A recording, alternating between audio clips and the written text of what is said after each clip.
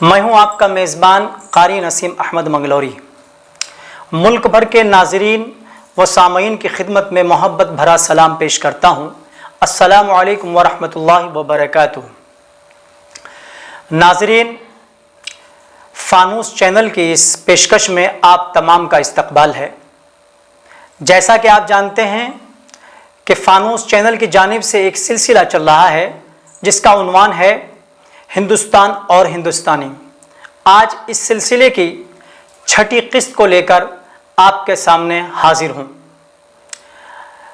दोस्तों, अज़ीज़ान गिरामी, एक दावा किया जाता है जो कि बहुत मशहूर भी है कि मुसलमानों के ज़रिए किए गए अत्याचार, जुल्म और सितम की वजह से ही दुनिया के अंदर सिख मज़हब यानी सिख धर्म वजूद में आया। तो आइए तारीख़ के पन्नों को पलटते हैं और देखते हैं कि इस दावे में कितनी सच्चाई है। इस सिलसिले में स्वामी धर्म तीरथ अपनी किताब हिंदू साम्राज्यत की तारीख़ में लिखते हैं कि जिस वक्त महाराष्ट्र में शिवाजी बनारस के ब्राह्मणों की इमदाद से एक आज़ाद और ख़ुद मुख्तार हिंदू हुकूमत के क़याम के लिए कोशा थे, आमादा थे। उस वक्त शुमाली मगरिब हिंद के ख़ित्ता पंजाब में भी दक्कन जैसी ही एक कौमी बेदारी नमूदार होकर वतन परस्तों, जंगजू बहादुरों और शहीदों के ख्वाबों को मुकम्मल करने की तैयारी कर रही थी। इस बेदारी में हिस्सा लेने वाले गरीब किसान, जाहिल और सादा लोह पहाड़ी कबाइल यानी पहाड़ी समुदाय के लोग शामिल थे, जो मुगल गवर्नरों के मजालिम यानी अत्याचार से तंग आ चुके थे और ब्राह्मण असरात के तहत बुत परस्ती और जात पात के मतभेदों के गहरे दरिया में डूबे हुए थे। इस तहरीक का आगाज़ यूँ तो 1675 ईस्वी में श्री गुरु नानक देव से हुआ था, यानी उन्होंने किया था। उनके 10वें जानशीन गुरु गोबिंद सिंह जी ने बुलंद किरदार, बुलंद हिम्मत और बुलंद इक़दार की रवायात को शिवाजी की लाइनों यानी उनके नक्शे कदम पे चलने के बजाय हिंदुस्तानी आवाम के जज्बे सादिक यानी सच्चे जज्बे और बुजुर्गों की तालीमात पर उसे कायम किया था। गुरु नानक भक्ति तहरीक के उन जन्मदाताओं में से थे जो समाजी इंसाफ और इंसानी मोहब्बत के क़याम के मकसद से 15वीं सदी में शुरू हुई थी। यूँ तो उस तहरीक के कई मुमताज़ लीडर पैदा हुए, लेकिन ये सिर्फ गुरु नानक ही थे जिन्होंने एक नए समाजी निज़ाम की तश्कील की, समाजी निज़ाम को कायम किया। उनके जानशीनों ने मुग़ल गवर्नरों और सलातीन के हाथों बेइंतहा मसाइब यानी परेशानियां उठाई और शहादतें पाने के बाद इस तहरीक को परवान चढ़ाया, इस अभियान, इस आंदोलन को आगे बढ़ाया और अपनी तालीमात से हिंदुओं और मुसलमानों को यकसा तौर पर प्रभावित करके, मुतासिर करके उन्हें अपना हमनवा बनाया। इसकी तकमील उनके 10वें जानशीन गुरु गोबिंद सिंह ने की।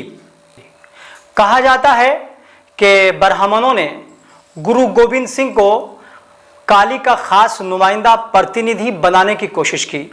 यह भी कहा जाता है कि बनारस के पंडितों ने उनके सामने एक इंसानी कुर्बानी भी की, लेकिन ये तमाम बातें उन्हें गुमराह करने और राह हक से हटाने में नाकाम रही और उन्होंने एक अबदी और लाजवाल खुदा की इबादत से मुनकिर होने से इनकार कर दिया। वो मूर्ति पूजा के बजाय उसी सच्चे बादशाह या रब की इबादत करते थे। उनकी मजहबी किताब गुरु ग्रंथ साहिब है, जो दुनिया के अजीम मज़ाहिब यानी के बड़े धर्म की बेहतरीन शिक्षा और गुरुओं का एक बेहतरीन कलाम का मजमुआ है। उन्होंने जो मजहब कायम किया वो सिख मजहब कहलाया, जिसमें जिस्म के किसी भी हिस्से के बाल ना मुड़वाना, हथियार रखना اور ہر وقت سچائی کے سرکشا کے لیے، سچائی کے تحفظ کے لیے جنگ کے واسطے تیار رہنا، اور رب کی مظلوم مخلوق یعنی کہ جن پر اتیاچار ہوا ہو ایسے سمودائے کی خدمت کرنا لازم قرار دیا گیا۔ انہوں نے ذات پات کے متبھید کا بوسیدہ اور گندا لباس اتار پھینکا، برہمنوں کا آلائے کار اور بت پرست بننے سے انہوں نے انکار کر دیا، اور اپنے ایجاد کرتا مذہب میں عدیم المثال یعنی کہ بہترین مثالی محبت اور ایکتا قائم کی۔ عبادت کو بےحد سادہ اور آسان بنایا۔ عبادت کے لیے گردوارے بنائے گئے جن میں ہر مذہب کے افراد کو جانے اور روحانی سکون حاصل کرنے اور رب کو اپنی التجا یا تمنا پیش کرنے کی عام اجازت تھی۔ مذہبی امور کی یعنی کہ دھارمک معاملوں کی نگرانی، سنرکشن اور بندوبست کے لیے انہوں نے جو مرکزی کمیٹیاں بنائی، جو کیندریہ سمیتیاں بنائی، وہ خالصہ کہلائی، اور بہت تھوڑے وقت کے اندر 80,000 افراد گرو گوبند سنگھ کے ایک حلقہ عقیدت یعنی کہ ان سے محبت کرنے والوں میں داخل ہو کر سکھ بن گئے، اور اپنے نام کے ساتھ سکھ یعنی شیر استعمال کرنے لگے۔ انہوں نے سماج کو سادگی، سچائی، خلوص، ایمانداری، انصاف، سچائی اور برابری کے اصولوں سے روشناس کرایا، انہیں بتایا، سمجھایا اور بے انصافی کا خاتمہ کیا۔ یہ بات سکھ مذہب کا قیام کہ مسلمانوں کے جور و ستم سے ہندو مذہب کے تحفظ کے لیے جنگی تنظیم کے طور پر عمل آیا، یہ بات یہاں بالکل غلط ثابت ہو گئی۔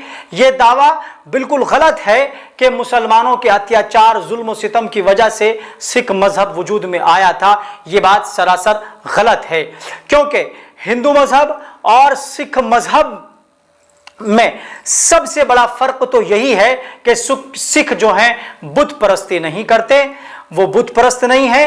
سکھوں کو مظلوموں کا محافظ یعنی کہ سرکشا کرنے والا کہنا درست ہو سکتا ہے۔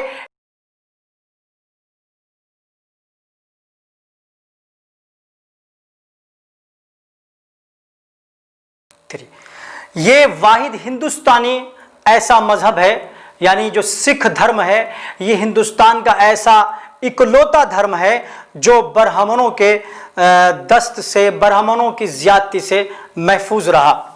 آئیے ناظرین گرامی، تاریخ کے ایک اور پہلو کی طرف چلتے ہیں اور دیکھتے ہیں کہ تاریخ کے دوسرے صفحات اس سلسلے میں کیا کہتے ہیں۔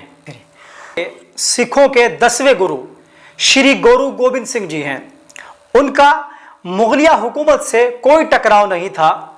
گرو گوبند سنگھ کی اپنی ایک مضبوط حیثیت تھی، پھر بھی نہیں معلوم کہ کسی وجہ سے 1704 عیسوی میں کچھ ہندو راجاؤں اور گرو گوبند سنگھ میں ٹکراؤ ہو گیا، جس کے بعد کچھ پہاڑی اور ہندو راجاؤں نے گرو جی کے خلاف اورنگزیب سے شکایت کی کہ گرو گوبند سنگھ جی مغل سلطنت کے خلاف ایک فوج تیار کر رہے ہیں، ان سے خطرہ ہے، اس لیے گرو گوبند سنگھ کو کس سے مقابلہ کیا جائے، جنگ کیا جائے۔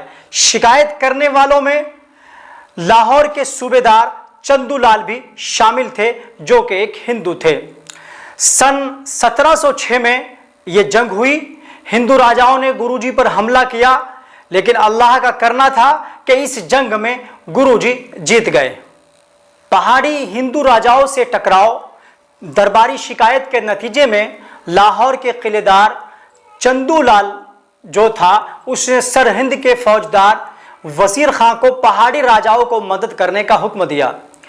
اورنگزیب سے حکم دلوایا۔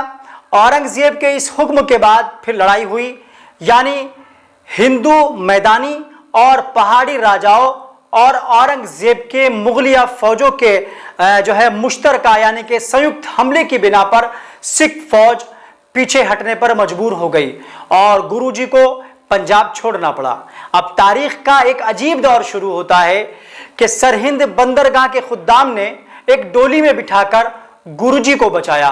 बनी खान ने तो अपनी जान की बाजी लगाकर गुरु गोविंद सिंह की जान बचाई थी, मगर गंगाराम जो कि एक ब्राह्मण था, उसने गुरु गोविंद सिंह की माता सुंदरी जी और उनके दोनों बच्चे गंगाराम की पनाह में थे, उनको गंगाराम ने सरहिंद के हाकिम के हवाले कर दिया था।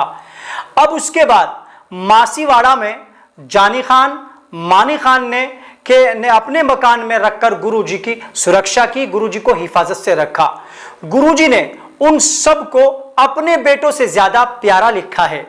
फिर गुरुजी साढ़ोरा पहुंचे तो उस वक्त के एक सूफी फकीर मियां साहब हजरत सैयद बदरुद्दीन रहमतुल्लाह अलैह, पीर बुद्धू शाह रहमतुल्लाह अलैह के यहां पहुंचे तो उस वक्त के एक फकीर जो थे, जिनका मैंने अभी तज़किरा किया, उन्होंने गुरुजी को पनाह दी और दिगर जो पहाड़ी राजा की जो फौज, मुगलिया फौज थी, उनका मुकाबला किया। सैयद बदरुद्दीन पीर बुद्धू शाह के मुरीद जो फकीर थे, सूफी थे, तकरीबन 10,000 सब उस फौज के मुकाबले में आकर कट गए, मर गए, मगर गुरुजी की हिफाजत की।